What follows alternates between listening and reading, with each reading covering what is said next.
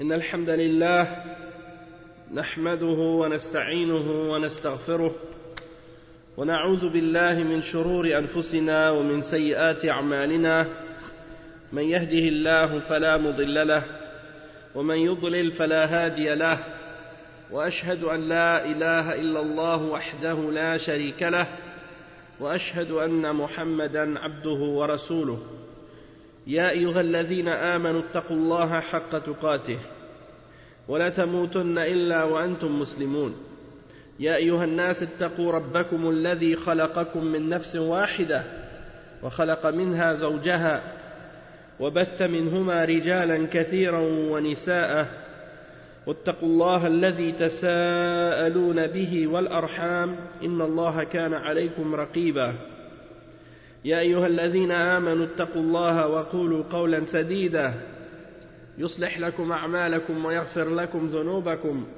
ومن يطع الله ورسوله فقد فاز فوزا عظيما أما بعد إن خير الكلام كلام الله وخير الهدي هدي محمد صلى الله عليه وسلم وإن شر الأمور محدثاتها وكل محدثة بدعة وكل بدعة ضلالة وكل ضلالة في النار أما بعد. Donc, on commence donc cette deuxième journée, ou bien plutôt, on peut dire presque que c'est la première journée de ce séminaire ici à Québec, alhamdulillah. Et les frères m'ont demandé de parler du sujet du tawhid. Et donc j'ai décidé de faire donc un livre au sujet du tawhid. Et le livre c'est Mukhtasar Sabil al-Huda wal-Rashad fi bayani haqiqati al-tawhid fi bayani haqiqati tawhid Rabbil Ibad. C'est-à-dire c'est un résumé d'un livre qui s'appelle Sabil al-Huda wal-Rashad au sujet du tawhid du Seigneur des serviteurs. Donc on va profiter Inch'Allah de qu'est-ce que le Cheikh il a expliqué dans ce livre. Le livre est divisé en plusieurs chapitres et il y a 7 chapitres en tout. Et bien entendu on ne pourra pas lire le livre au complet parce que c'est un livre quand même assez même si c'est un résumé, c'est quand même 200 pages à peu près. Donc on ne pourra pas le lire ensemble au complet, mais on va lire quand même certains points dans certains des chapitres. Donc le chapitre 1 est divisé en 6 parties. C'est sur la réalité du tawhid et de sa signification pour Ahl Sunnati wal Jama'a, pour les gens de la Sunna. Le deuxième chapitre c'est au sujet des preuves du tawhid et de ses mérites.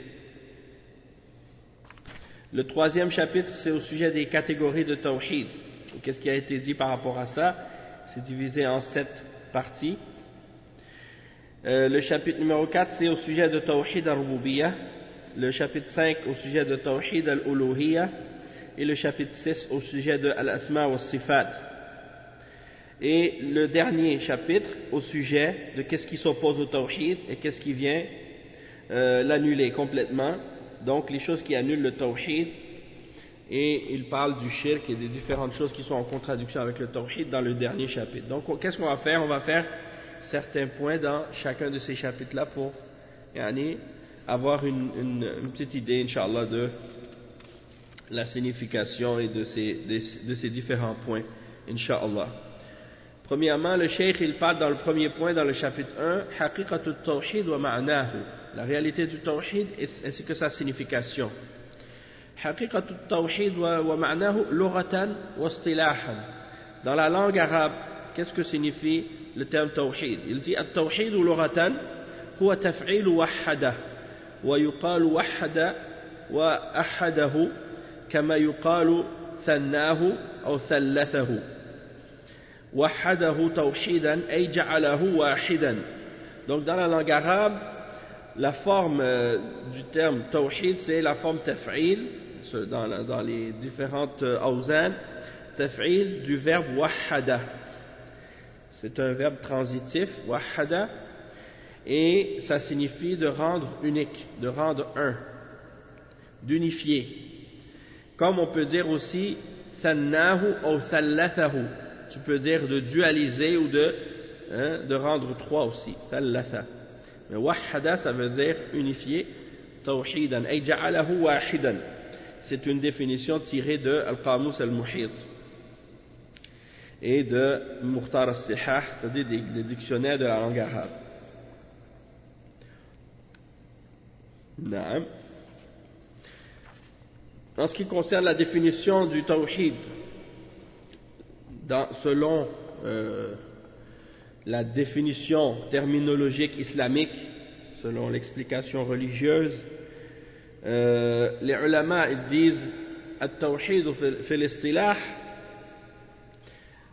يعني يقول وأما حقيقة معنى التوحيد عند أهل السنة فيما اصطلحوا على تسميته توحيدا كما استنبط من الكتاب والسنة فهو الإقرار بالقلب واللسان بأن الله رب كل شيء ومليكه وما شاء كان وما لم يشأ لم يكن وهو على كل شيء قدير وأنه الخالق لكل شيء وأنه له الأسماء الحسنى والصفات العلى وأنه الإله الحق الذي لا يستحق العبادة سواه فلا رب غيره ولا إله سواه ولا شريك ولا ند له ثم إفراده بالعبادة وذلك بصرف جميع أنواع العبادة له وإخلاص الدين له فهذا هو التوحيد الذي جاءت به الرسل بكل جوانبه ظاهرا وباطنا علما وعملا.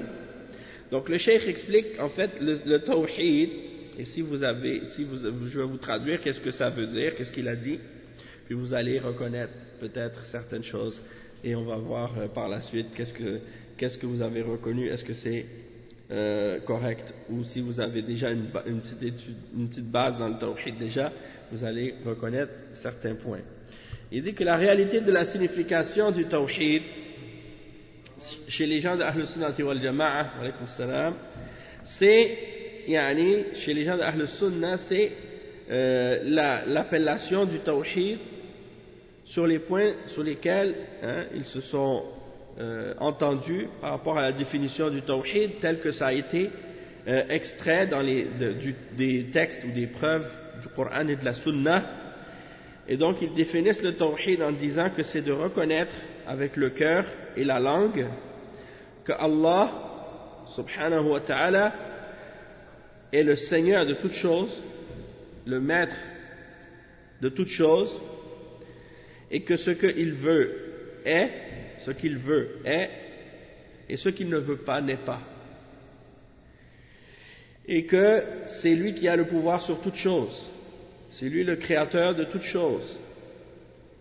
Et que c'est à lui qu'appartiennent les plus beaux noms et les attributs les plus élevés. Et que, wa alaykum salam wa rahmatullah, et que c'est lui qui est la divinité suprême, la divinité de vérité, celui qui mérite d'être adoré. Et que rien ne mérite d'être adoré autre que lui. Il n'y a pas de Seigneur en dehors de lui. Il n'y a pas de divinité ou rien qui mérite d'être adoré en dehors de lui. Il n'a pas de partenaire, il n'a pas d'égal, il n'a pas de rivaux. Et également, une fois qu'on a compris ça, il faut unifier Allah subhanahu wa ta'ala dans l'adoration. C'est-à-dire de rendre notre adoration pour Allah exclusive et qu'elle soit uniquement vouée à lui dans toutes les différentes formes d'adoration qui existent et qu'il faut purifier notre religion pour lui. Ça c'est le tawhid tel que les messagers sont venus l'enseigner, avec toutes ces différentes parties apparentes et cachées, et sur le plan de la connaissance et sur le plan de l'application. Donc si vous avez bien écouté la traduction de cette explication qu'est-ce que c'est le tawhid, vous allez reconnaître les différentes catégories, les trois catégories de tawhid, al-rububiyya wal-uluhiyya wal-asma wal-sifat. Donc le cheikh il dit وهذا معناه الاصطلاحي أما المناسبة بينه وبين معنى التوحيد في اللغة فهي أن المعنى الاصطلاحي أخص من اللغوي وهذا شأن المعاني الشرعية مع المعاني اللغوية كما في الصلاة والصوم والحج. Donc le cheikh il explique que ça c'est la définition du tawhid dans la terminologie que les ulama ont employée, et on voit qu'il y a quand même un lien entre la signification linguistique et la signification religieuse. Toutefois, on voit que la signification religieuse elle est plus spécifique que la signification linguistique, et ça c'est le cas pour la plupart des significations des termes de la charia. Le terme linguistique est toujours plus large que le terme religieux qui est plus spécifique. Le deuxième point, il dit haqiqatu tawhid 'inda al-mukhalifin li ahli sunnah. Des fois, on emploie le terme tawhid et vous allez remarquer parfois certains groupes d'égarements ou certaines sectes qui utilisent le terme également le terme tawhid. Et donc, quand vous voyez par exemple certains groupes ou certains individus qui utilisent le terme tawhid, peut-être que vous allez vous imaginer qu'il s'agit de la même chose que ce que les gens de la sunna parlent. Lorsqu'ils parlent du tawhid, vous allez penser que eux, ce qu'ils désignent comme étant le tawhid, c'est la même chose que nous. Eh bien, en réalité, ce n'est pas le cas, puisque certaines sectes emploient le terme tawhid pour désigner autre chose que ce que désigne Ahl Sunnati wal Jama'a comme étant le tawhid. Et donc, c'est ça ce qu'il explique ici. Le cheikh, il dit wa haqiqatu tawhid 'inda al-mukhalifin li ahli sunnah. La réalité du tawhid chez les gens qui opposent les gens d'Ahl Sunnati wal Jama'a. Il dit وَلَقَدْ وُجِدَتْ طَوَائِفْ خَالَفَتْ أهل السنة والجماعة في تفسير حقيقة معنى التوحيد كما خالفوهم في أقسامه كما سيأتي، وذلك نتيجة لاعتراضهم عن هدي الكتاب والسنة واعتمادهم على عقولهم فقط واقتباسهم من المنطق اليوناني وغيره أو من المكاشفات والإلهام بزعمهم، وهكذا أخطأوا في تفسير التوحيد كما سنرى.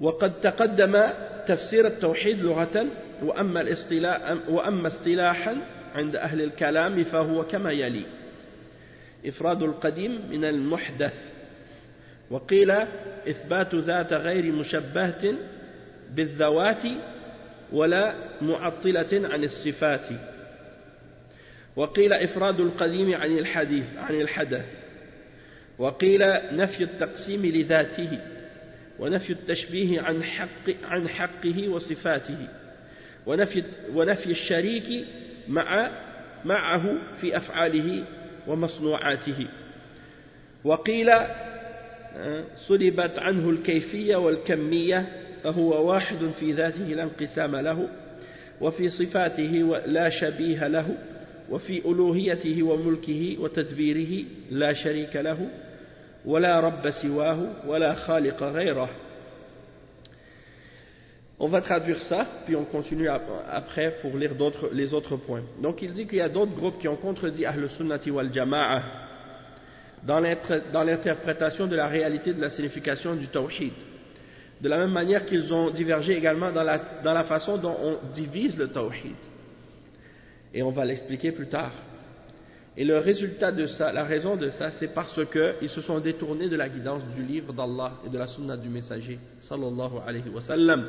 Et ils se sont basés uniquement sur leur logique, sur leur raison. Et ils se sont également inspirés de la logique grecque, la logique grecque et la philosophie et autres. Et certains également se sont basés sur ce qu'ils considèrent comme étant des dévoilements, de l'illumination, ou bien des rêves, ou des choses de ce genre. Donc, ils se sont trompés dans l'interprétation et dans l'explication de ce que signifie le tawhid, comme on va le voir plus tard, incha'Allah. Et on a déjà expliqué linguistiquement ce que signifie le tawhid. Et pour les gens de kalam, c'est-à-dire les gens qui se basent sur la philosophie, et qui ont dévié dans la signification du tawhid, ils définissent le tawhid de différentes façons.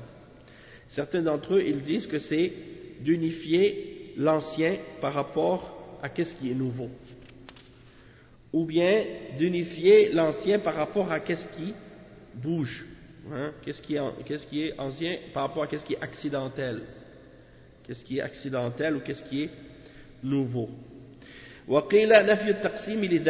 Certains ont dit que c'est de nier la subdivision, de dire que Dieu peut être divisé ou subdivisé, ou de nier la ressemblance à son sujet par rapport aux attributs. d'Allah subhanahu wa ta'ala, nier la ressemblance, nier aussi qu'il est un partenaire dans ses actions ou dans les choses qu'il fait.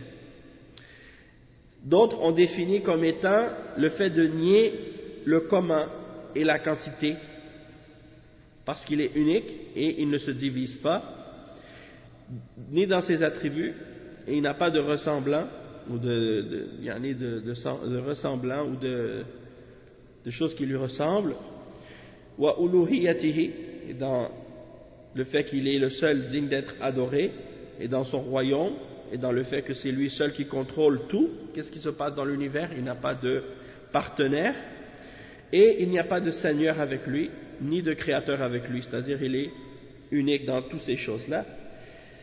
Et Al-Jurjani, il dit وقال الجرجاني واصطلاح أهل الحقيقة تجريد الذات الإلهية عن كل ما يتصور في الأفهام ويتخير في الأوهام والأذهان. والتوحيد ثلاثة أشياء: معرفة الله بالربوبية والإفراد بالوحدانية ونفي الأنداد عنه جملة. Donc ça c'est une autre définition, mais on va pas traduire chaque définition qui a été donnée par les gens de Kalam, parce que le but c'est juste de donner une idée, de faire comprendre comment eux ils ont divisé le tawhid.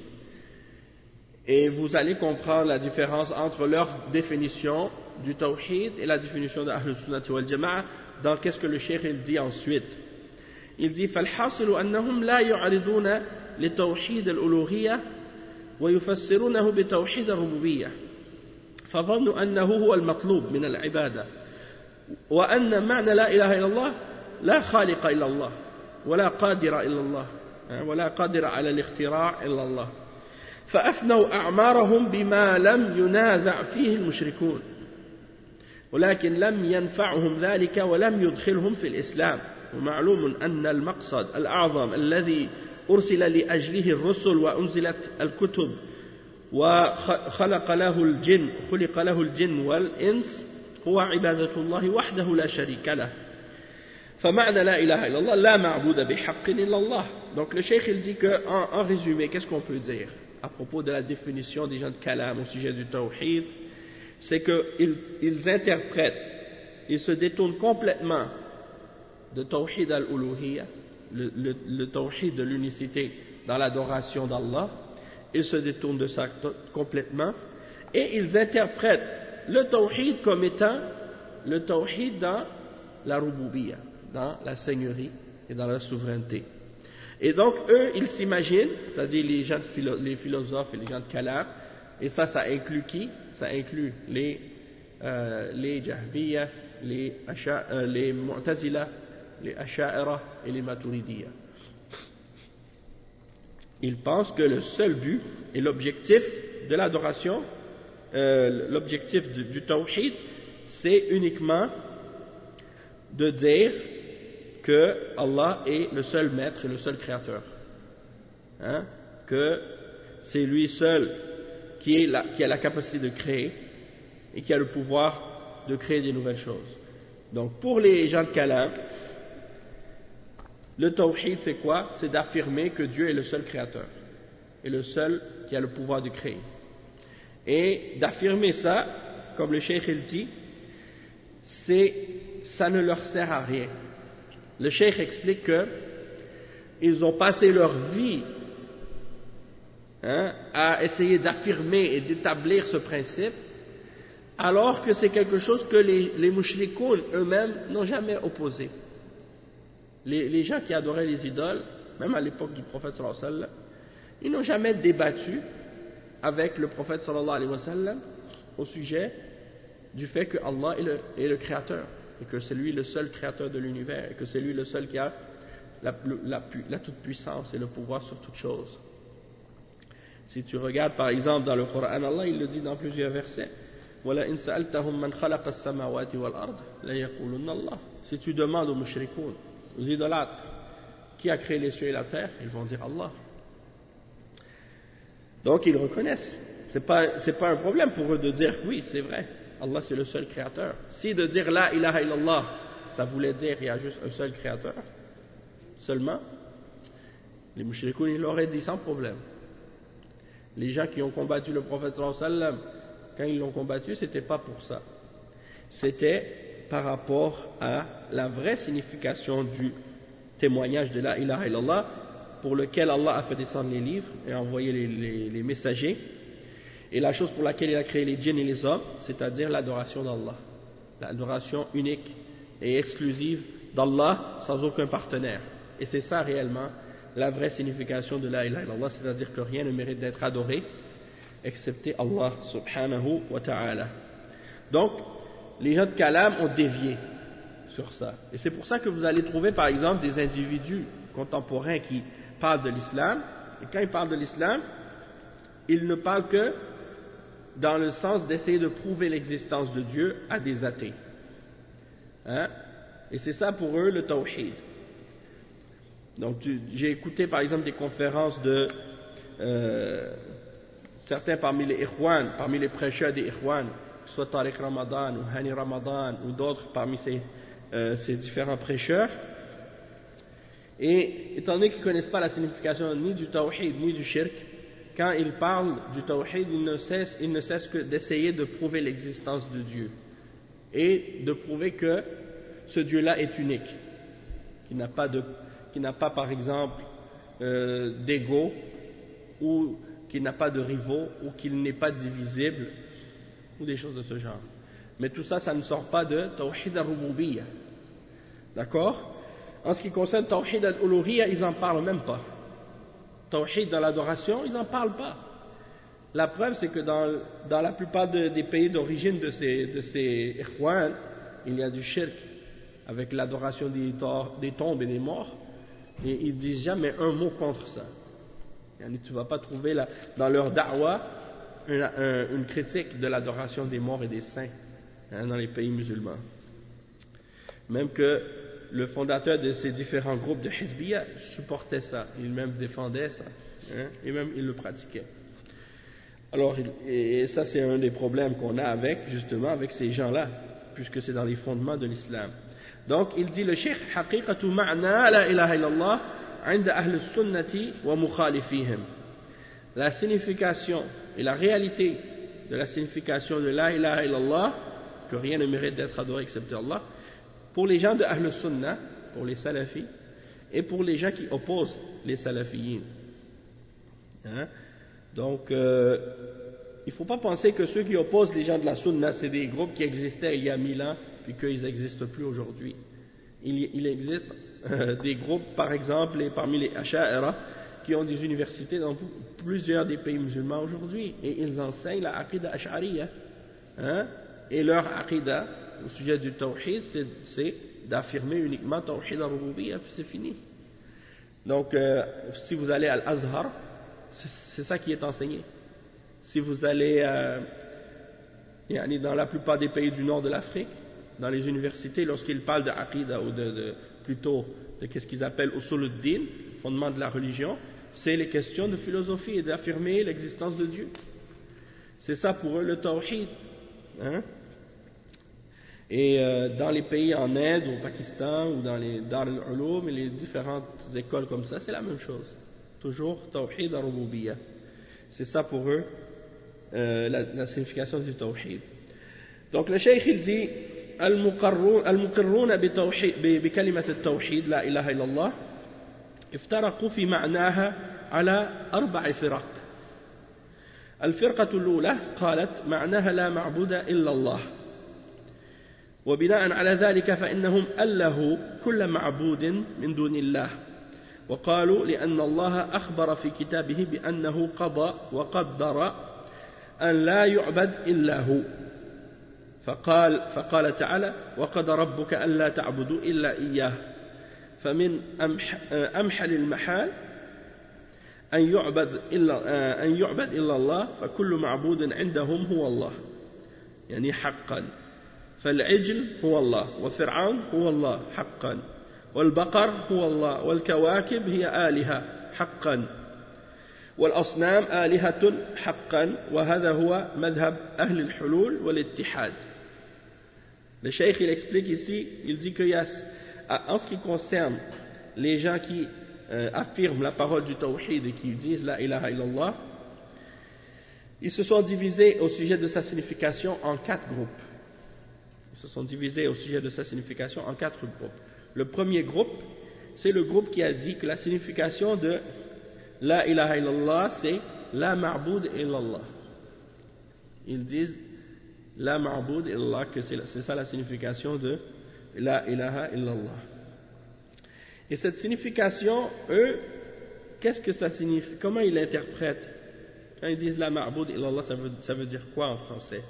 Ça veut dire littéralement que rien n'est adoré sauf Allah. Rien n'est adoré sauf Allah. Donc, qu'est-ce que ça veut dire ça pour eux? Ça veut dire que tout ce qui est adoré est Allah. Que ce soit vrai ou faux. Hein? Donc, tout ce qui est adoré, que ce soit Allah ou autre que Allah, c'est Allah. Donc, pour eux, ils ont dit, par exemple, que Allah a dit dans son livre qu'il a décrété que rien ne peut être adoré ou que rien ne doit être adoré excepté lui. Donc, ils disent que c'est impossible que rien d'autre que Allah soit adoré. Donc, tout ce qui est adoré par l'humanité, par les êtres humains, c'est Allah réellement. Donc, pour eux, quand le veau d'or a été adoré par Bani Israël, c'était Allah, réellement. Pharaon, ils disent, c'est réellement Allah. La vache, c'est réellement Allah. Les étoiles, c'est réellement Allah. Les idoles, c'est réellement Allah. Tout ce qui existe est Allah pour eux. Et ça, c'est la voie des gens de Hulul wal Ittihad, parmi les croyances des soufis. Hein? Donc, ils croient que Allah est dans toutes choses. Allah est en toutes choses. Et quand ils adorent une chose, en réalité, ils disent on adore Allah qui est à l'intérieur de ces choses-là. Hein? Donc, pour eux, c'est ça le tawhid, de croire que tout ce qui est adoré, c'est Allah. Et ça, en réalité, c'est le shirk. Hein? Mais ils le déforment. Ils déforment la signification du témoignage. Al-firqatu thaniya qalat ma'naha, en passant, la première explication, vous la trouvez souvent mentionnée chez les gens de Tabligh, Jama'at al-Tabligh, parce que c'est comme ça qu'ils interprètent la ilaha illallah. Ils disent il n'y a rien qui est adoré excepté Allah. Et donc ils rentrent dans cette catégorie de gens qui ont cette croyance en al-hulul wal-ittihad. Il dit al-firqatu thaniya qalat ma'naha la ma'buda illa Allah. فليس لله تعالى وجود سوى هذا العالم المرئي وهؤلاء هم أصحاب وحدة الوجود.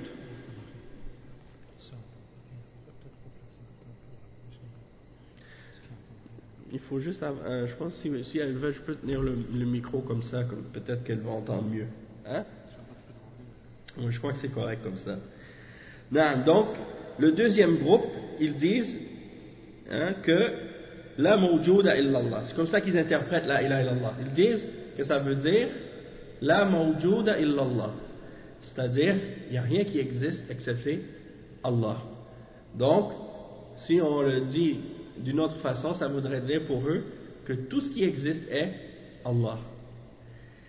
Et ça, c'est la croyance en, qu'est-ce qu'ils appellent, wahdatul wujud. Ils ne font pas de distinction entre le créateur et la créature. Pour eux, le créateur et la créature, c'est une seule et même chose. Et donc, ils prétendent donc que tout ce qui existe est Allah. Et donc, en disant ça, ils nient l'existence distincte d'Allah subhanahu wa ta'ala. C'est donc la croyance semblable à ce que les gens appellent le panthéisme. De dire que tout ce qui existe est Dieu. Tout est Allah. Et Allah est tout. Et c'est une croyance qui est semblable à l'athéisme aussi. Parce que si tu affirmes que tout est Allah, c'est comme si tu disais que Allah n'existe pas. Puisqu'il n'a pas d'existence distincte de la création, de sa création. Et c'est pour ça que c'est du kufr. Mais vous avez parmi les soufis certains qui affirment cette croyance-là, comme par exemple Ibn Arabi. Ibn Arabi. C'est un des égarés parmi les soufis, et même ceux parmi les soufis qui prétendent être modérés, ou qui prétendent ne pas, disons, avoir ce genre de croyance, ils le vénèrent et ils le respectent. Et ils l'appellent Shaykh al-Akbar. Et même ils l'appellent parfois Khatim al-Awliya, le dernier des saints. Le dernier des saints. Allah musta'an. Et parfois même ils prétendent que les saints sont meilleurs que les prophètes, que les awliya sont meilleurs que les anbiya. Allah musta'an. Donc le cheikh il dit وأما الاتصال عند الصوفية فمعناه أن الله حال في كل شيء أو أنه تعالى هو عين كل شيء أو أنه هو الوجود الساري في كل موجود. وقال العلماء ومن يدين بهذا فهو زنديق كافر بلا ريب وهذا مذهب أصحاب وحدة الوجود وعليه كثير من المتصوفة. Donc le cheikh explique que c'est comme ça que les soufis expriment cette croyance en l'unicité de l'existence. Ils disent que Allah est l'existence elle-même et que toute existence, Allah existe dans toute existence ou des choses de ce genre. Et les ulama ont décrété à propos de cette croyance que celui qui avait cette croyance était un hérétique mécréant, sans aucun doute. Et ça c'est la croyance de ceux qu'on appelle en arabe les gens qui croient en wahdatul wujud. Et cette croyance elle est répandue dans la plupart des turcs soufis qui existent actuellement. Toutes les différentes turcs soufis, que ce soit Naqshbandi, Shadhili, Rifa'i, Qadiri, Naqshbandi, Tijani, amenez-les toutes, elles ont en général toute cette croyance en wahdatul wujud. Nasallallahu al-afiyah. Et parmi les gens qui ont prôné cette croyance et qui l'ont propagée, il y a des penseurs parmi les gens de la secte des frères musulmans qu'on appelle al-Ikhwan al-Muslimoun en arabe. Et parmi eux, un des théoriciens de ce groupe, qui s'appelle Sayyid Qutb. Et dans son tafsir, fi Zilal al-Qur'an, vous pouvez juste aller vérifier dans certaines surahs qu'il a interprétées, comme Qul huwa Allahu ahad, suratul Ikhlas, il y a dedans l'expression à 100% de la croyance en wahdatul wujud. Et il prône ça, il prône cette croyance-là. Si quelqu'un a des doutes, ou si quelqu'un essaie de défendre faussement Sayyid Qutb sur beaucoup d'égarements qu'il avait, et bien ça c'est un exemple, vous allez voir dans Surat al-Ikhlas, dans Fidilal al-Qur'an, vous voyez qu'il n'y a pas d'autre manière d'interpréter ce qu'il dit que par la croyance des soufis égarés et extrémistes qui croient en wahdatul wujud, nasallallahu al-afiyah. Et ça c'est une croyance de mécréance, c'est une croyance fausse, complètement contraire à l'islam et qui fait tomber quelqu'un dans le kufr et le fait sortir de l'islam. Nasallallahu al-afiyah. Le cheikh il dit ensuite وَالْفِرْقَةُ الثَّالِثَةَ قالت إن معنى لا إله إلا الله هو القدرة على الاختراع وإن من اعتقد أن الله هو وحده القادر على الاختراع فقد حقق معنى لا إله إلا الله وهذا هو مذهب أهل الكلام. Et donc il y a un troisième groupe qui ont expliqué que pour eux la signification de la ilaha illallah, c'est-à-dire que celui qui détient le pouvoir de créer. Donc pour ces gens-là, si quelqu'un croit que Allah subhanahu wa ta'ala c'est le seul qui a le pouvoir de créer, alors il a concrétisé la signification de la ilaha illallah. C'est-à-dire c'est un musulman, c'est un croyant s'il a cru en ça. Et ceux qui ont cette position, c'est les gens de Kalam, Ahlul Kalam, qui se retrouvent dans les sectes des Asha'ira, des Maturidiyya, des Mu'tazila et des Jahmiyya. Donc ces gens-là, pour eux, Tawhid, c'est Tawhid al-Rububiyya seulement, comme on l'a dit au début. Et il y a le quatrième groupe, c'est les gens de Ahlus Sunnati wal Jama'a, as-Salafiyoun, ceux qui s'accrochent à la Sunna et à la compréhension des Salaf. Et voici comment il explique le Tawhid. Il dit فَإِنَّهُمْ يُوَحِّدُونَ فَإِنَّهُمْ هُمُ الَّذِينَ يُوَحِّدُونَ اللَّهَ تَعَالَى حَقًّا بِأَقْوَالِهِمْ وَأَفْعَالِهِمْ امتثالا لأمره تعالى لنبيه محمد صلى الله عليه وسلم الوارد في قوله تعالى قل إن صلاتي ونسكي ومحياي ومماتي لله رب العالمين لا شريك له وبذلك أمرت وأنا أول المسلمين. وهم الذين يفسرون لا إله إلا الله بقوله تعالى إياك نعبد وإياك نستعين، وبقوله تعالى فاعبده وتوكل عليه، وبقوله توكل على الحي الذي لا يموت، وبقوله تعالى فاعبد الله مخلصا له الدين ألا لله الدين الخالص، إلى غير ذلك من الآيات التي تمنع التوكل أو الاعتماد على غيره. فأهل السنة والجماعة لا يدعون إلا الله، ولا يستغيثون إلا بالله، ولا ينظرون إلا لله، ولا يحلفون إلا بالله، وهم الذين يخشونه ويخشون ولا يخشون أحدا سواه. Donc le cheikh il explique qu'en ce qui concerne les gens de Ahl Sunnah wal Jama'a, Salafiyoun, ce sont ceux qui sont les réels monothéistes et qui unifient réellement Allah subhanahu wa ta'ala par leurs paroles et leurs actions. Et ils mettent en pratique l'ordre d'Allah subhanahu wa ta'ala à son prophète, qui est mentionné dans la parole d'Allah subhanahu wa ta'ala dans le Coran, dans Surat Al-An'am, les versets 162 et 163, lorsqu'il dit ma prière, mon sacrifice, ma vie et ma mort appartiennent à Allah, le Seigneur des mondes. Il n'a pas de partenaire, et c'est cela qui m'a été ordonné, et je suis le premier à me soumettre, le premier des musulmans. Et ils interprètent également la ilaha illallah par la parole d'Allah subhanahu wa ta'ala dans le Coran lorsqu'il dit Iyyaka na'budu wa iyyaka nasta'in. C'est toi seul que nous adorons, et c'est à toi seul que nous demandons l'aide. Et le verset également dans lequel Allah subhanahu wa ta'ala dit ce qui signifie fa'budhu wa tawakkal alayhi. Adore-le donc, lui seul, et mets ta confiance en lui.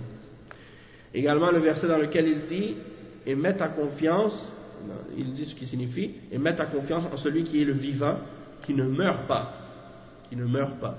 Et également dans la parole d'Allah subhanahu wa ta'ala qui dit ce qui signifie et adore Allah en lui purifiant la religion, c'est-à-dire en rendant ta religion exclusive pour lui. N'est-ce pas à Allah qu'appartient la religion pure, c'est-à-dire le fait d'adorer Allah subhanahu wa ta'ala exclusivement et de n'adorer rien d'autre que lui? Certes, c'est à lui qu'appartient la religion pure. Et il dit, et il y a beaucoup d'autres versets dans le Coran qui nous empêchent de mettre notre confiance ou de reposer notre confiance sur autre que Allah subhanahu wa ta'ala. Et donc les gens de Ahl Sunnah wal Jama'a, ceux qui suivent la compréhension des salaf as-salih, ils n'invoquent que Allah et ils ne cherchent, ils n'appellent au secours que Allah dans les moments de détresse. Et c'est-à-dire quand on dit qu'ils n'appellent que Allah dans les moments de détresse, c'est-à-dire que si par exemple quelqu'un appelle quelqu'un qui est présent et qui est capable de nous aider dans un moment de détresse et qu'on l'appelle à l'aide, ça c'est pas shirk. Mais le shirk, c'est lorsque quelqu'un est dans une situation où seulement Allah subhanahu wa ta'ala peut le sauver ou peut l'aider, et lui il appelle d'autres que Allah à ce moment-là, comme les mushrikines qui appellent leurs idoles, ou les soufis qui appellent leurs sheikhs, ou des choses de ce genre. Ça c'est du shirk dans ce cas-là. Et les gens de Ahl Sunnah wal Jama'a, dans ces situations-là, ils n'invoquent que Allah seul. Et ils ne font des vœux pieux que pour Allah subhanahu wa ta'ala. Et quand ils jurent, ils ne jurent que par Allah subhanahu wa ta'ala. Et ils ne craignent que Allah seul. Ils ne craignent personne d'autre que lui. Et là. Donc ensuite le cheikh il va parler d'un sujet qui est souvent mentionné parmi les gens de Kalam, c'est-à-dire qu'est-ce que c'est la première obligation. Et pourquoi? Parce que les gens de Kalam, souvent ils se basent sur la philosophie et ils disent donc que la première obligation pour l'homme c'est de douter, puis c'est d'essayer d'affirmer l'existence de Dieu par la logique ou des choses de ce genre, et ça c'est de l'égarement. Tandis que les gens de Ahl Sunnah wal Jama'a, il dit le cheikh وينص أهل السنة والجماعة على أن أول ما يجب على العبد شهادة أن لا إله إلا الله وأن محمدا رسول الله وإفراد الله بالعبادة وحجتهم في ذلك أمور ومن أهمها قوله صلى الله عليه وسلم لمعاذ بن جبل لما أرسله إلى اليمن إنك تأتي قوما من أهل الكتاب فليكن أول ما تدعوهم إليه شهادة أن لا إله إلا الله وأن محمدا رسول الله. Donc la preuve que, et le cheikh dit la première chose à laquelle on doit appeler les gens et la première obligation pour le serviteur, c'est de témoigner que rien ne mérite d'être adoré excepté Allah et que Muhammad sallallahu alayhi wa sallam c'est le messager d'Allah. Donc c'est pas le fait de douter. On ne va pas dire aux gens il faut que tu doutes en tout puis après chercher les preuves de l'existence de Dieu ou des choses de ce genre par la raison. Tout ça c'est contraire à la réalité de qu'est-ce que l'islam enseigne, puisque le cheikh il dit que la première obligation c'est de témoigner, de dire que rien ne mérite d'être adoré excepté Allah et que Mohammed est le messager d'Allah. La preuve de ça c'est que le prophète sallallahu alayhi wa sallam a envoyé Mu'adh ibn Jabal au Yémen à des gens qui faisaient partie des gens du livre, et il a dit à Mu'adh que la première chose à laquelle tu invites les hommes soit de témoigner que rien ne mérite d'être adoré excepté Allah et que Muhammad est le messager d'Allah. Il dit وقال ابن أبي العز الحنفي ولهذا كان الصحيح أن أول واجب يجب على المكلف شهادة أن لا إله إلا الله ولا لا النظر ولا القصد إلى النظر ولا الشك كما هي أقوال أرباب الكلام المذموم، بل أئمة السلف كلهم متفقون على أن أول ما يؤمر به العبد الشهادتان، ومتفق على أن من فعل ذلك فقد قبل البلوغ لم يؤمر بتجديد ذلك عقيب بلوغه.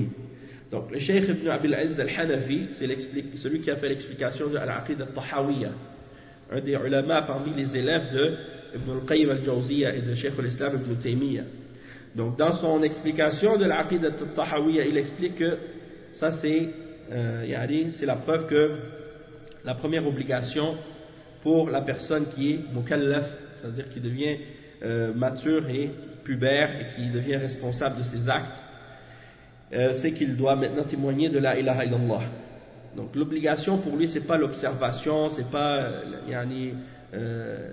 d'observer ou de regarder ou de douter. Non, ça c'est les paroles des gens de philosophie, ça n'a rien à voir avec les enseignements de l'islam. Et les imams des salafs, ils sont tous d'accord sur le fait que la première obligation c'est le témoignage de la ilaha illallah et de Muhammad Rasulullah.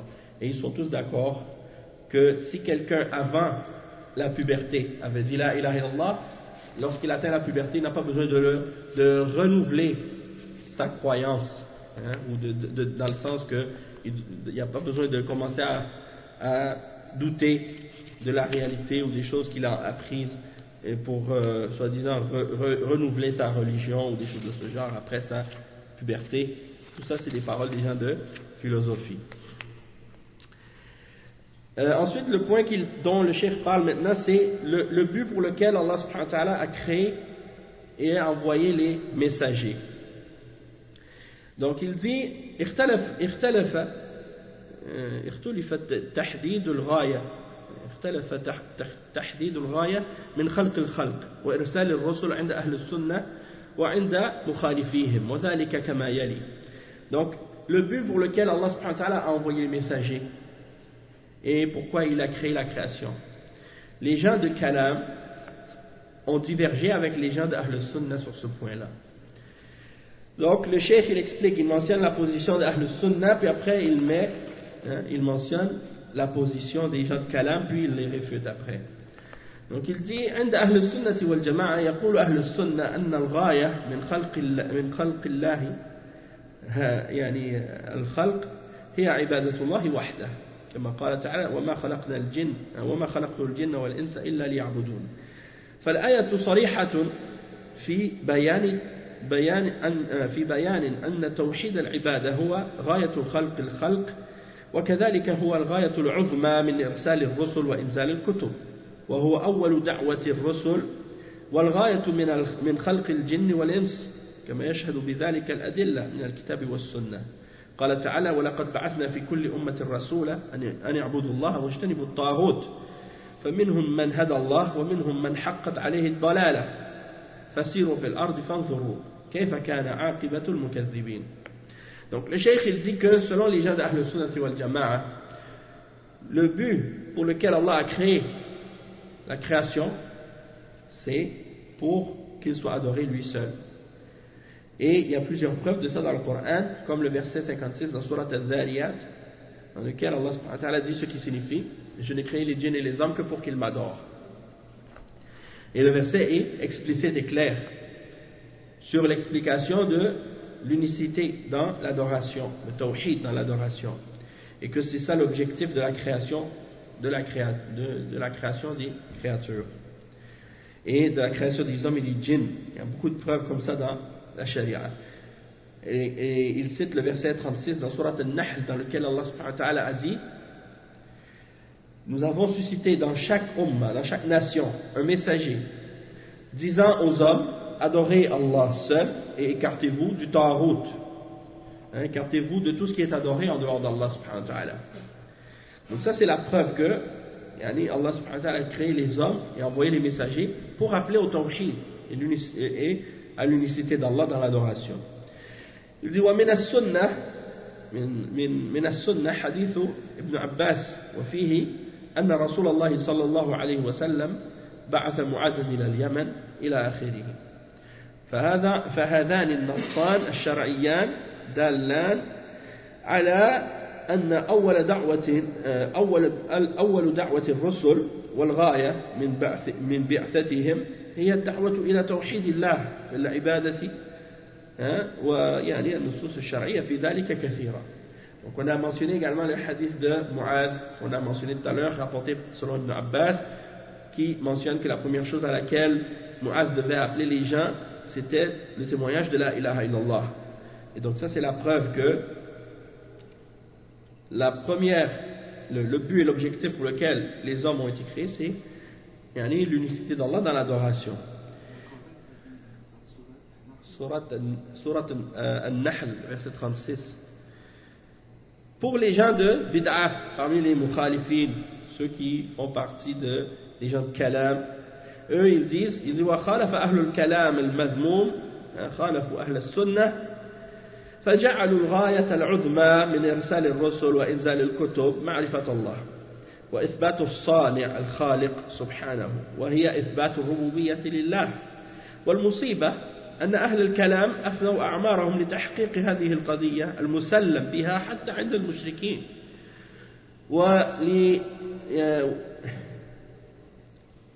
وليتهم وقفوا عند هذا، بل زعموا أن توحيد الربوبية هو الغاية العظمى من بعثة الرسل، وأنهم إذا أثبتوه بالدليل فقد أثبتوا غاية التوحيد.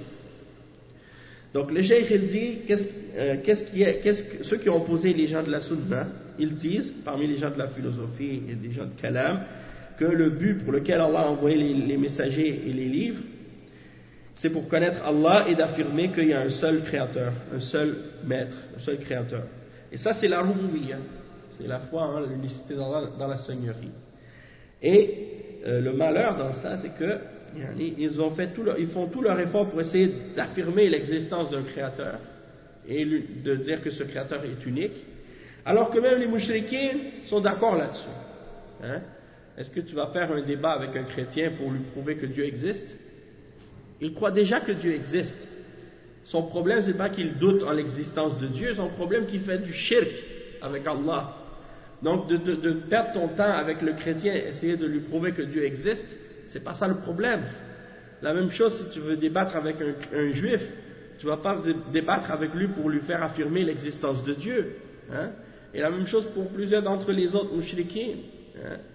Même en Haïti, par exemple, ceux qui croient au vaudouisme, si tu leur demandes, ou si tu leur dis est-ce que Dieu existe, est-ce qu'il y a un créateur, ils vont te dire oui, il y a un créateur. Mais ça ne les empêche pas d'adorer les djinns, d'adorer des esprits en dehors d'Allah, et de faire du shirk en les prenant comme des intermédiaires entre eux et Allah subhanahu wa ta'ala. La même chose pour plusieurs d'entre les hindous ou d'autres qui prennent par exemple les différentes divinités qu'ils adorent comme des intermédiaires entre eux et celui qu'ils considèrent comme étant le Dieu tout-puissant ou des choses de ce genre. Donc c'est pour ça qu'il est important de comprendre que le plus gros problème que les messagers sont venus affronter, c'était pas le problème de ceux qui nient l'existence de Dieu, mais plutôt l'existence, ceux qui affirment l'existence de Dieu, mais qui, malgré le fait qu'ils affirment l'existence de Dieu, font de l'association avec Allah subhanahu wa ta'ala, dans le sens qu'ils font du shirk dans l'adoration. Et c'est pour ça que tu vois que, par exemple, dans le Coran ou dans les hadiths, il n'y a pas de grande explication, de débat entre les mouchriquines et les messagers sur l'affirmation de l'existence de Dieu. La plupart des mouchriquines l'affirmaient déjà. Et donc, pourtant, les gens de Kalam, pour eux, le vrai débat, la vraie bataille, le vrai combat, c'est d'arriver à établir avec leurs arguments rationnels l'existence de Dieu, et ils pensent que c'est ça le but pour lequel Allah a envoyé les messagers et révélé les livres. Et ça c'est contredit même par les livres et par la révélation même. Donc il dit comment répondre à ces choses, à cette prétention là de la part des gens de Kalam. Il dit أن توحيد الربوبية نوع من التوحيد فهو بعضه لا جميعه وقد أقر به المشركون فكيف مع ذلك يكون هو الغاية العظمى من بعثة الرسل. Donc le premier point que le cheikh mentionne pour réfuter ces gens-là, c'est de leur dire que le tawhid dans la rububiyya, dans la seigneurie, c'est pas le tawhid au complet, c'est une partie du tawhid. Et donc il dit, même les mushrikoun ont affirmé cette catégorie de tawhid. Donc, comment est-ce que cela pourrait être l'objectif ultime d'avoir envoyé des messagers, puisque c'était déjà quelque chose qu'ils ont affirmé et ils ont déjà cru en cette catégorie de tawhid. Donc pourquoi ça, ce serait l'objectif le plus important du tawhid. Deuxièmement, أن مجرد الإقرار بهذا التوحيد فقط لا يجب الدخول في الإسلام ولا يصير به أو لا يصير به الرجل مسلما.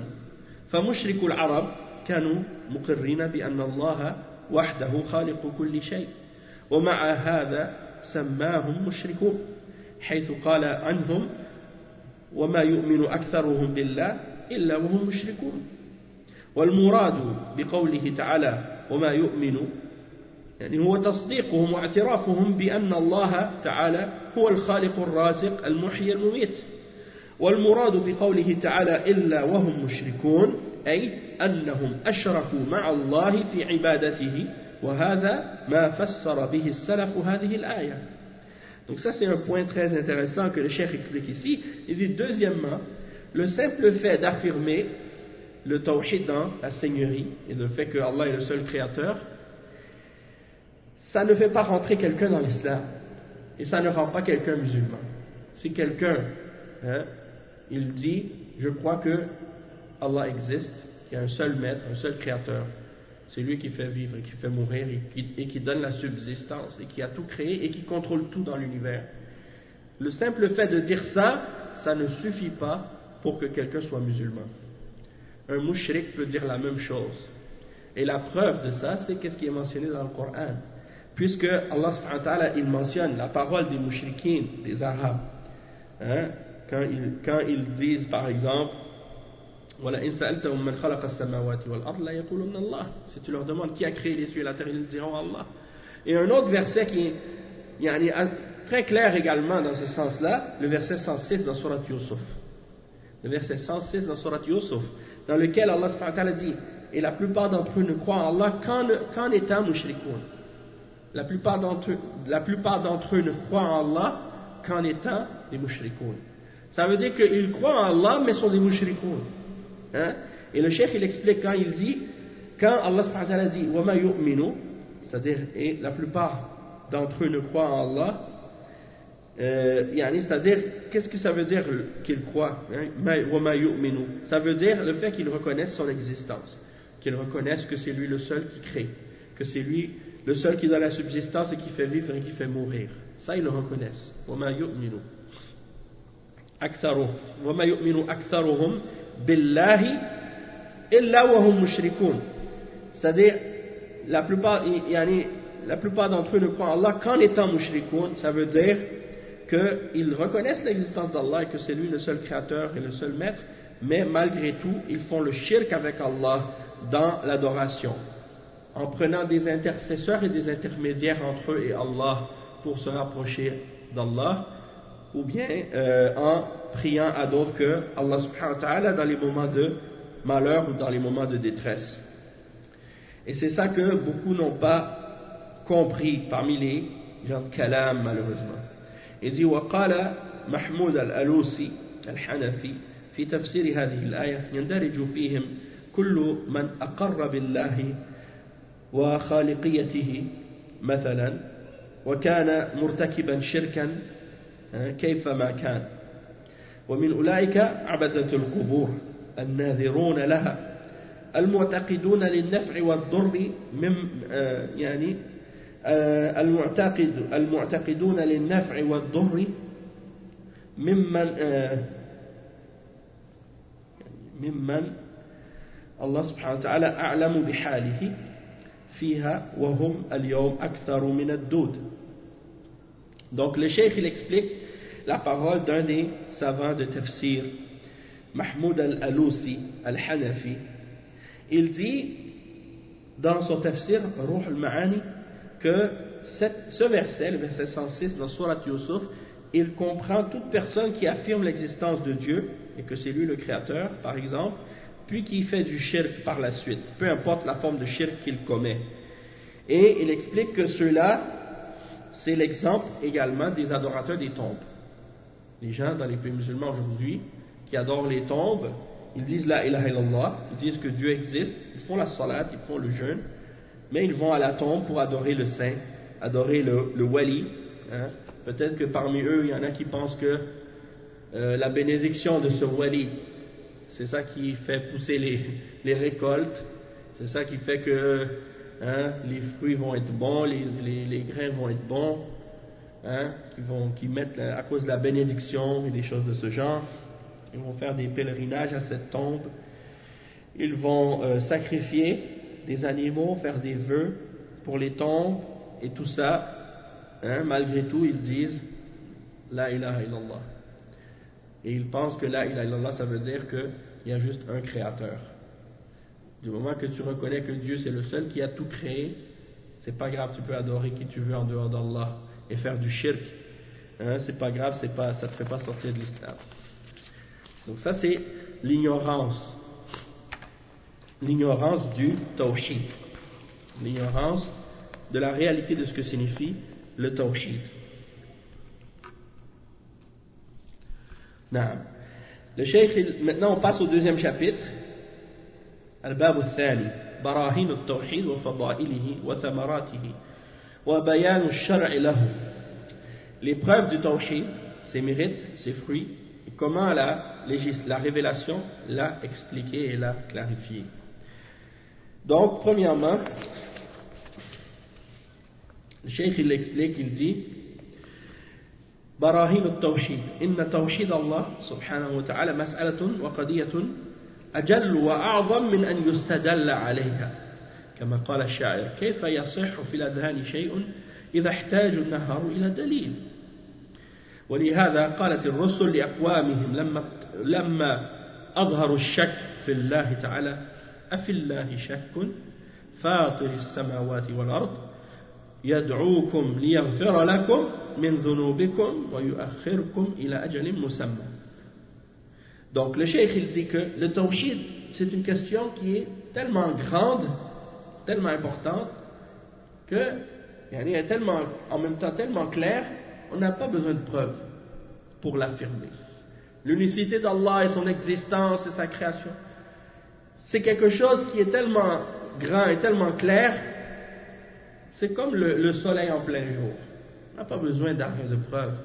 C'est pour ça que vous n'allez pas voir des ulama de Ahl Sunnah faire des grands débats avec des athées ou des gens qui ne croient pas en l'existence de Dieu, puis essayer de leur ramener plein de preuves et d'argumenter pour prouver l'existence de Dieu. L'existence de Dieu est tellement claire qu'on n'a même pas besoin de débattre. Ça fait même partie de la fitra de l'homme.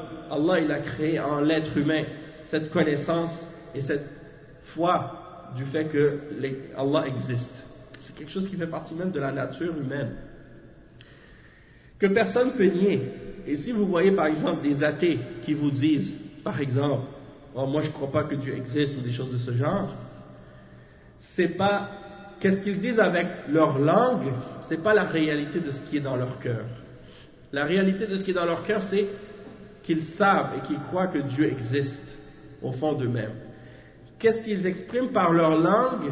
C'est l'arrogance et la fierté et le rejet de la réalité qu'ils reconnaissent au fond d'eux-mêmes, qu'ils refusent d'affirmer avec leur langue par arrogance et par orgueil et fierté, parce qu'ils refusent de se soumettre à Allah subhanahu wa ta'ala, et parce qu'ils ne veulent pas se soumettre à Allah et prosterner leur front devant leur créateur, ils préfèrent prétendre avec la langue que Allah subhanahu wa ta'ala n'existe pas, alors qu'ils savent très bien que Allah subhanahu wa ta'ala existe. Donc les athées sont des menteurs en réalité. Les athées, ceux qui disent qu'ils ne croient pas à l'existence de Dieu, ce sont que des menteurs. Et souvent, par exemple, quand il y a des grands dangers, ou des grands moments de détresse, ou des grands problèmes, la première chose qu'ils font, c'est appeler Dieu. Et crier le nom de Dieu, ou demander de l'aide de Dieu. Hein? Alors ça veut dire quoi? Qu'au fond d'eux-mêmes, ils savent que Dieu existe. Ils savent qu'ils n'ont pas de secours, pas d'endroit vers qui se tourner, excepté leur créateur à ce moment-là. Et là, ils commencent à appeler Dieu. Hein? Donc ça, c'est un bon exemple à ce sujet-là. Et Allah subhanahu wa ta'ala le mentionne dans le Coran. وَجَحَدُوا بِهَا وَاسْتَيْقَنَتْهَا أَنفُسُهُمْ ظُلْمًا وَعُلُوًّا. À propos de Pharaon, qui niait l'existence d'Allah subhanahu wa ta'ala, et il dit à son sujet, ils ont renié les signes d'Allah, alors que en eux-mêmes, ils y croyaient avec certitude et conviction. Donc, quelqu'un peut avoir la foi dans son cœur, c'est-à-dire croire avec son cœur en l'existence de Dieu, mais ça ne fait pas de lui un croyant, parce qu'il rejette, il refuse de le déclarer avec la langue, d'accord, à cause de son orgueil.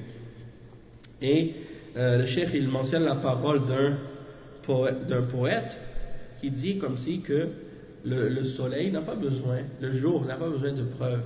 Le soleil n'a pas besoin de preuves. Si je te demande est-ce que c'est le jour dehors, tu vas me dire oui. Je te dis donne-moi la preuve. Est-ce que tu as besoin de me donner une preuve de ça? Si je vois le soleil, puis si je vois qu'il fait clair, c'est suffisant pour savoir que c'est le jour. Donc c'est la même chose pour croire en Dieu. La croyance en Dieu, elle est aussi claire que ça. Le verset que le cheikh il a cité, c'est le verset que je vais traduire maintenant. Il dit, c'est pour ça que lorsque les messagers sont venus à leur peuple et que certains d'entre eux avaient exprimé un certain doute en Allah subhanahu wa ta'ala, et les messagers d'Allah ont répondu en disant Afillahi shakkun fatir as-samawati wal ard. Ok. Afillahi shakkun fatir as-samawati wal ard. C'est le verset 10 dans Surat Ibrahim. Y a-t-il un doute à propos d'Allah? Y a-t-il un doute à propos d'Allah? Et à chaque fois que j'entends ce verset, ça me rappelle toujours l'histoire que j'avais entendue une fois. Quelqu'un qui parlait d'un philosophe qui était à l'époque en train de marcher avec ses élèves. Et ils sont passés devant un bédouin. Vous savez, la nature des bédouins, c'est une nature d'être simple. C'est-à-dire, les bédouins, ils ne se cassent pas la tête. C'est des gens simples, terre à terre, très concrets. C'est-à-dire, ils ne passent pas par 10 chemins. Pour eux, les choses, quand c'est clair, c'est clair. Eh bien, ils sont passés devant un bédouin. Et donc, ce philosophe, peut-être un parmi les gens de Kalam, il marchait avec ses élèves en train de faire toutes sortes d'explications compliquées à propos de certaines choses philosophiques. Et quand ils sont passés à côté du bédouin, le bédouin a dit, c'est qui lui? Alors un des élèves a dit, lui c'est un grand philosophe, un grand penseur, il a 1000 preuves de l'existence de Dieu. Qu'est-ce qu'il a répondu le bédouin? Il a dit, Afillahi shak. Est-ce qu'il y a un doute à propos d'Allah pour avoir besoin de 1000 preuves pour prouver son existence? Donc c'est pour dire, c'est quelque chose d'élémentaire. Et c'est pour ça, des fois, quand je parle avec des athées, ou bien des gens qui ne croient pas en Dieu, je leur dis, j'ai pas besoin de te prouver l'existence de Dieu. L'existence de Dieu, tu la connais déjà, tu sais déjà, c'est cette preuve. Tu regardes ta main, tu vois la preuve. Tu regardes tout ce qui est autour de toi, tu vois un insecte, tu vois que cette chose-là ne peut pas exister par elle-même toute seule, par hasard. Hein? Tu regardes comment ton corps est créé, comment ton corps fonctionne, comment Allah a créé la vie, tout ça c'est des preuves de l'existence de Dieu. Tu regardes dans le ciel, tu regardes les étoiles, comment Allah les a créées, tu dis, ça c'est la preuve de l'existence d'Allah subhanahu wa ta'ala. Tu n'as pas besoin de chercher plus loin que ça.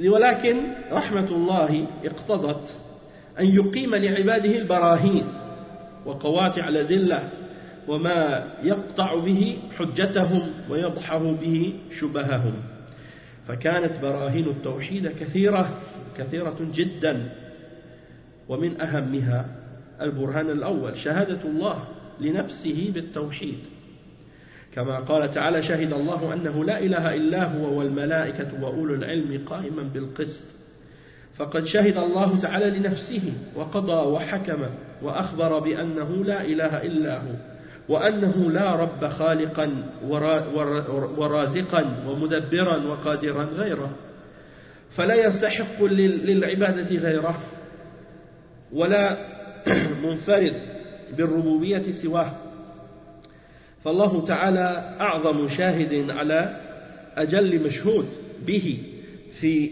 أجل قضية وهي قضية التوحيد فهذا أعظم البراهين على توحيد الله تعالى وهو برهان سمعي نقلي كما أن شهادة الله تعالى تكون بما جعل من الآيات الكونية والتي ستأتي أو سيأتي الكلام عنها.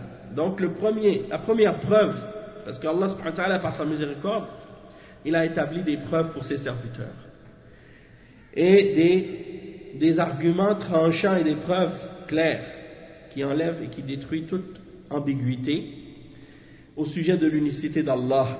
Et les preuves sont nombreuses. Et parmi les preuves, la première qu'il a mentionnée, c'est le témoignage d'Allah pour lui-même, que Allah a témoigné à propos de lui-même, de l'unicité, de son unicité à lui. Comme il mentionne dans le verset 18, dans Surat Al-Imran, que Allah a témoigné que rien ne mérite d'être adoré excepté lui. Donc Allah témoigne pour lui-même de son unicité, ainsi que les anges et les savants, ceux qui détiennent la science, établis en toute justice. Et donc Allah a témoigné pour lui-même, et il a décrété et jugé et informé que rien ne mérite d'être adoré excepté lui. Il n'y a pas de Seigneur, de Créateur, de pourvoyeur, de subsistance, ou de contrôleur, ou de tout-puissant dans l'univers excepté lui. Personne donc ne mérite l'adoration excepté lui. Et il est le seul qui détient la seigneurie. Personne d'autre que lui ne la détient. Et Allah subhanahu wa ta'ala est le plus grand témoin pour la question du tawhid. Et donc, c'est la plus grande des preuves de l'unicité d'Allah. Le témoignage, la preuve révélée dans sa révélation du témoignage d'Allah sur cette question et également par rapport à ce qu'il a établi comme preuve et comme signe dans la création de son unicité, comme on va le mentionner par la suite. Le deuxième, c'est Al-Burhan al-Thani, Shahadatul Malaika. Kama fil ayati as-sabiqa, فالملائكة يشهدون لله تعالى بالوحدانية وهذه شهادة عدل من خلق كرام على هذه القضية الجليلة وهذا برهان ثان على توحيد الله تعالى وهو برهان سمعي كالذي قبله. Donc le témoignage des anges de l'unicité d'Allah subhanahu wa ta'ala, c'est aussi un des plus grands témoignages de l'unicité d'Allah et de son tawhid, et c'est le témoignage d'une créature noble et juste dont on doit accepter le témoignage. Et ce témoignage de cette créature qui est les anges, c'est le deuxième, donc la deuxième argument, la deuxième preuve au sujet de l'unicité d'Allah, et c'est une preuve révélée comme celle qui a précédé. La troisième, c'est le témoignage des messagers. La troisième preuve, c'est le témoignage des messagers. Shahadatul Rusul. فجميع الرسل الكرام وهم أشرف الخلق وأطهرهم وأزكاها وأزكاهم نفسا فقد شهدوا جميعا لله تعالى بالوحدانية ودعوا أقوامهم إلى الإقرار بهذه القضية العظيمة ونذروا أنفسهم لها وأفنوا أعمارهم في سبيلها. وقال حكاية عنهم، قال تعالى حكاية عنهم: وما أرسلنا من قبلك من رسول إلا نوحي إليه أنه لا إله إلا أنا فاعبدون. وقال تعالى: ولقد بعثنا في كل أمة رسولا أن يعبدوا الله واجتنبوا الطاغوت. فالرسل جميعا شهدوا لله بالوحدانية وأخبروا بذلك وحكموا به وقاتلوا الناس عليه، فهم أشرف شاهد من الخلق على أجل مشهود به وهو قضية توحيد الله وهذا برهان سمعي كالذي قبله. Donc le cheikh il parle du troisième témoignage, c'est le témoignage des messagers, c'est ça la preuve, la troisième preuve, c'est le témoignage des messagers. Et tous les nobles messagers qui sont les plus nobles des créatures les plus pures, ils témoignent donc de l'unicité d'Allah et ils ont tous appelé leur peuple à confirmer et à déclarer l'unicité d'Allah subhanahu wa ta'ala, et ils se sont sacrifiés eux-mêmes pour cette tâche et ils ont passé leur vie à lutter dans ce chemin. Et Allah subhanahu wa ta'ala mentionne dans le verset 25 dans Surat Al-Anbiya, les prophètes, il dit: nous n'avons envoyé avant toi de messagers excepté que nous leur avons révélé que rien ne mérite d'être adoré excepté moi, alors adorez-moi. Et le verset 36 dans Surat Al-Nahl, dans lequel Allah subhanahu wa ta'ala dit: nous avons envoyé dans chaque nation un messager pour dire aux hommes: adorez Allah, écartez-vous du ta'ahud, écartez-vous de tout ce qui est adoré en dehors d'Allah. Donc tous les messagers ont témoigné de l'unicité d'Allah et ils ont informé la création à propos de l'unicité d'Allah et ils ont jugé et combattu les hommes par rapport à ce témoignage. Et donc c'est les plus nobles témoins parmi les créatures pour la question la plus importante qui est l'unicité d'Allah. Et c'est une preuve également révélée comme celle qui était mentionnée avant. La quatrième preuve, c'est shahadatu ahli al-ilm, le témoignage des hommes de science. Il dit: وَهَذَا كَذَلِكَ بُرْهَانٌ عَلَى تَوْحِيدِ اللَّهِ فَأَهْلُ الْعِلْمِ يشهدون ويقطعون لله بالوحدانية كما قال تعالى: شهد الله أنه لا إله إلا هو والملائكة وأولو العلم قائما بالقسط لا إله إلا هو العزيز الحكيم. وشهادتهم بذلك قاطعة يقينية لأنهم أعلم الناس بالله بعد الرسل الكرام. Donc le cheikh il explique que la quatrième preuve, c'est le témoignage des hommes de science. Et c'est en même temps un témoignage qui vient après le témoignage d'Allah et de ses anges. Et les seules créatures qui ont été mentionnées dans le verset 18 dans Surat Al-Imran, parmi ceux qui ont témoigné de l'unicité d'Allah, après le témoignage d'Allah lui-même et le témoignage de ses anges, c'est les hommes de science. Et ça, c'est en même temps un éloge des hommes de science, et ça montre en même temps leur importance et le statut qu'ils ont, puisque Allah les prend comme témoins de son unicité. Et donc, leur témoignage de l'unicité d'Allah, c'est un témoignage qui est certain, de la part des hommes les plus savants à propos d'Allah, après les messagers. Et la cinquième preuve, c'est shahadatul uqala min al-umam, c'est-à-dire le témoignage des hommes intelligents qui réfléchissent et qui utilisent leur raison parmi les nations. Il dit: فإن العقلاء من كافة الأمم أطبقوا على توحيد الله عز وجل وجوب إفراده بالعبادة وأخبروا بذلك وقضوا به ولا يمكن أن يتواطأ جميع هؤلاء على الكذب والإخبار بخلاف الحق. Donc le cheikh il dit que la plupart des hommes sur la terre parmi les gens qui ont la raison ont affirmé que Allah est unique et que c'est lui seul qui mérite l'adoration. Et ils ont informé à propos de cela et ils se sont tous mis d'accord là-dessus, et c'est pas possible qu'ils se mettent tous d'accord pour informer au sujet de quelque chose de mensonger, contraire à la vérité. Et un point à propos de ce point-là. Souvent, vous allez voir des conférences de la part de certains ikhwan ou certains parmi les hizbiyin. Quand ils parlent justement de l'unicité d'Allah, ils vont parler en particulier, comme je disais, de Tawhid al-Rububiyyah, puis ils vont citer les paroles de certains penseurs ou de certains philosophes, même parmi les kuffars, qui ont affirmé l'existence de Dieu. Certains physiciens ou certains mathématiciens ou d'autres parmi les philosophes qui n'étaient pas musulmans, qui étaient des mouchrikines ou des kuffars ou des juifs ou des chrétiens, puis ils vont les citer.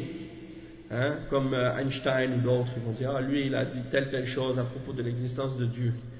Et ils oublient en fait que juste affirmer l'existence de Dieu sans appeler les hommes à l'adorer lui seul, et sans appeler les hommes à suivre l'exemple des messagers, et sans non plus appeler les hommes à suivre la révélation, que ça n'équivaut pas à de la foi en Allah, et c'est pas quelque chose qui les fait rentrer dans l'islam. Le fait d'affirmer que Dieu existe comme ça, de cette façon, sans l'adorer, sans croire aux messagers, sans croire aux livres, ça ne sert à rien en réalité. C'est la croyance de ceux qu'on appelle, c'est comme un peu la croyance comme les Mu'tazila ou bien les Jahmiya, qui font juste affirmer l'existence d'un créateur, mais qu'après ça il n'y a rien, il n'y a pas de messager, il n'y a pas de révélation à suivre, ce Dieu n'a pas de nom, il n'a pas d'attribut. Et ainsi de suite. C'est comme les déistes. Je ne sais pas si vous avez déjà entendu parler des déistes, les philosophes des Lumières en Europe, comme Diderot, Voltaire et tous ces autres kuffars en Europe. Ils croyaient en l'existence d'un Dieu, mais un Dieu sans nom et sans attribut. Et ils rejetaient bien entendu le christianisme. Mais sans pour autant, c'est-à-dire, ils affirmaient l'existence d'un Dieu, mais ce n'est pas Allah tel qu'il s'est décrit dans sa révélation et tel qu'il s'est fait connaître par l'intermédiaire de ses messagers. Et ils ne reconnaissaient pas non plus l'appel à l'adoration d'Allah subhanahu wa ta'ala et de se soumettre à sa révélation. Donc c'est pour ça que ces gens-là, même s'ils les utilisent comme exemple, ce n'est pas des témoins valables, puisqu'ils n'appellent pas à ce que les messagers ont appelé. Et la sixième preuve, c'est Dilalatul Fitra. Ça, c'est très important aussi. La preuve de la nature même de l'homme. Qu'est-ce que Allah subhanahu wa ta'ala a inscrit dans l'âme de l'homme, du fait qu'il reconnaît en lui-même l'existence d'Allah subhanahu wa ta'ala. Et il dit Inna kulla insanin yajidu fi nafsihi da'iyatun lit-tawhid, ou da'iyatun lit-tawhid. وأثر الفطرة الداعية إلى التعلق بالله وحده وهذا لم يتعرض لمؤامرة خارجية تصرفه عن ذلك وهذا ما لم يتعرض لمؤامرات خارجية تصرفه عن ذلك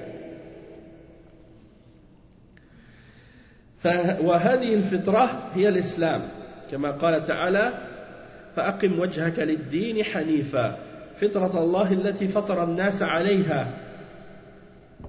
وهي أثر الميثاق الأزلي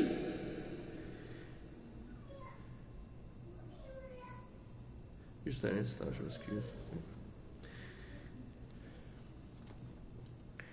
نعم وهي أثر الميثاق الأزلي الذي أخذه الله على الناس وهم في ظهر آدم أن يقروا به ربا معبودا قال تعالى وإذ أخذ ربك من بني آدم من ظهورهم ذريتهم وأشهدهم على أنفسهم ألست بربكم قالوا بلى شهدنا وهذا كله ما لم توجد مؤامرات خارجية صارفة.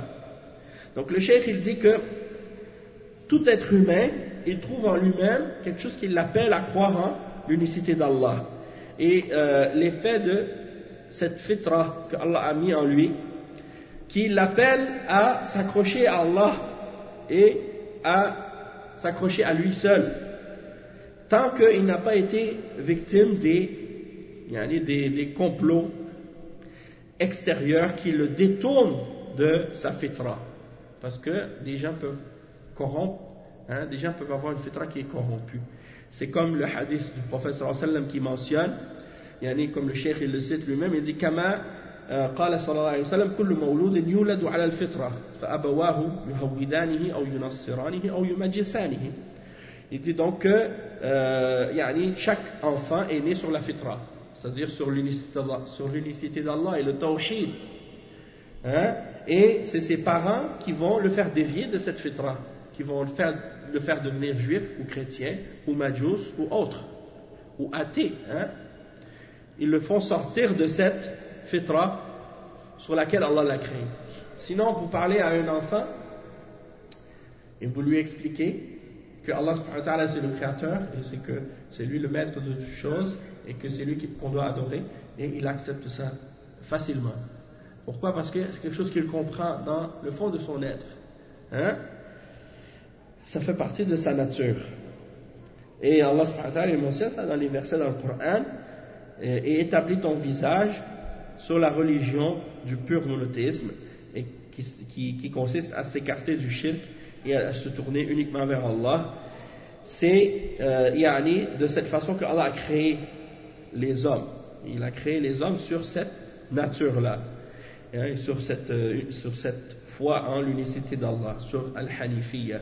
Et il y a également le verset 172 dans Surat Al-A'raf, dans lequel Allah subhanahu wa ta'ala mentionne le pacte qu'il y a eu entre les hommes et leur Seigneur, lorsque Allah subhanahu wa ta'ala a extrait du dos de Adam toute sa progéniture, et il les a fait témoigner contre eux-mêmes en leur demandant ne suis-je pas votre Seigneur, et ils ont tous dit certes, tu es notre Seigneur, nous témoignons. Ça c'était avant la création. Allah subhanahu wa ta'ala il a fait sortir du dos de Adam toute sa progéniture jusqu'à la fin des temps, et il les a tous fait témoigner que il est leur Seigneur, et ils ont tous témoigné. Donc comme on disait, et sinon ses parents par la suite ils les font dévier à la naissance. Quand ils grandissent, ils le font dévier à la naissance. Si c'est des parents qui sont juifs, ils le font devenir juifs ou chrétiens ou bouddhistes ou hindous ou Krishna ou athées. Ou si c'est des gens qui sont musulmans, mais par exemple qui sont dans des groupes de bid'a ou des égarements, ils le font rentrer dans le shirk en adorant les tombes et les idoles et les saints et les morts. Et il faut qu'ils reviennent au tawhid par la suite, parce que ces parents-là les ont fait écarter. Ou bien s'il est né par exemple dans une famille de Shia, et donc il adore Ahl al-Bayt, et il va aux tombes des descendants d'Ali, puis il les adore en dehors d'Allah, des choses de ce genre. Ça aussi c'est des exemples de choses qui détournent de la fitra. Après le cheikh il dit la septième preuve, puis on va s'arrêter après, c'est dalail al-afaq, les preuves de la création. Il dit وهذه وهي دلالة الآيات الكونية العظيمة على وجود الخالق، خالق واحد مدبر واحد مستحق للعبادة دون سواه. قال تعالى سنريهم آياتنا في الآفاق وفي أنفسهم حتى يتبين لهم أنه الحق. وقال تعالى أولم ينظروا في ملكوت السماوات والأرض وما خلق الله من شيء وأن عسى أن يكون قد اقترب أجلهم فبأي حديث بعده يؤمنون. فهذا برهان حسي مشاهد، وهو من أعظم البراهين على إثبات التوحيد. وقد سئل أعرابي كيف عرفت الله؟ فقال البعرة تدل على البعير، وأثر السير يدل على المسير، فالسماء ذات أبراج، وأرض ذات فجاج، وبحار ذات أمواج، أفلا يدل ذلك على اللطيف الخبير. فكل ما حولنا من الآيات الكونية شاهد وناطق بالوحدانية، ودليل على أن الله تعالى هو الخالق الرازق المدبر المحيي المميت القادر، ولا أحد غيره يملك من هذا شيئا. Donc le cheikh il explique que Allah subhanahu wa ta'ala, il a des signes dans la création, et ce sont des grands signes qui indiquent l'existence d'un seul créateur unique, qui a tout créé, qui contrôle toutes choses, et qui est le seul à mériter l'adoration, et que rien en dehors de lui ne mérite d'être adoré. Et il mentionne des versets dans lesquels Allah subhanahu wa ta'ala dit ce qui signifie, et nous leur montrerons nos signes dans l'univers, dans l'horizon, de même qu'en eux-mêmes, jusqu'à ce qu'il devienne clair pour eux que c'est la vérité. Et donc tout ça sont des preuves palpables et concrètes qu'on peut voir avec nos yeux de la grande création d'Allah, et c'est une preuve de l'unicité d'Allah subhanahu wa ta'ala. Et il mentionne l'exemple du bédouin quand on lui demande comment as-tu connu Allah subhanahu wa ta'ala, et il mentionne que s'il voit les traces d'un chameau, ça veut dire qu'il y a un chameau qui était là, ou bien s'il voit des marques de pas, il dit il y a quelqu'un qui est passé par là. Il voit les traces dans le ciel des étoiles et dans la mer, les vagues et tout. Est-ce que ça indique pas l'existence d'un doux et bien informé, c'est-à-dire Allah subhanahu wa ta'ala? Donc c'est pour dire que tout ce qui existe autour de nous, eh bien c'est des signes de l'unicité d'Allah et des signes de son existence, et que c'est lui seul qui mérite d'être adoré. On va s'arrêter ici pour le premier cours du séminaire sur le tawhid, et puis on continuera à expliquer d'autres éléments et des points sur la question du tawhid au fur et à mesure qu'on avance dans le livre, Inch'Allah. Subhanakallah wa bihamdika ashhadu an la ilaha illa anta astaghfiruka wa atubu ilayk, wa sallallahu wa sallam ala nabiyyina Muhammad wa ala alihi wa sahbihi ajma'in. Assalamu alaikum wa rahmatullahi wa barakatuh. Je vous laisse avec notre frère Hassan qui va faire son premier cours tout de suite après moi, Inch'Allah. Assalamu alaikum wa rahmatullahi wa barakatuh.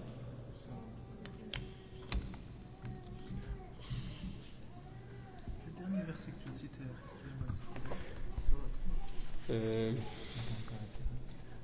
Tu peux, c'est pas grave. Je vais l'arrêter. Naam. Salam alaikum wa rahmatullahi wa barakatuh. Juste pour annoncer que avant prier Salatul Asr ici, il va y avoir de la nourriture qui va être apportée dans la salle pour les femmes, et les hommes, Inch'Allah, on doit aller à l'extérieur manger un endroit. Juste pour annoncer ça. Barakallah.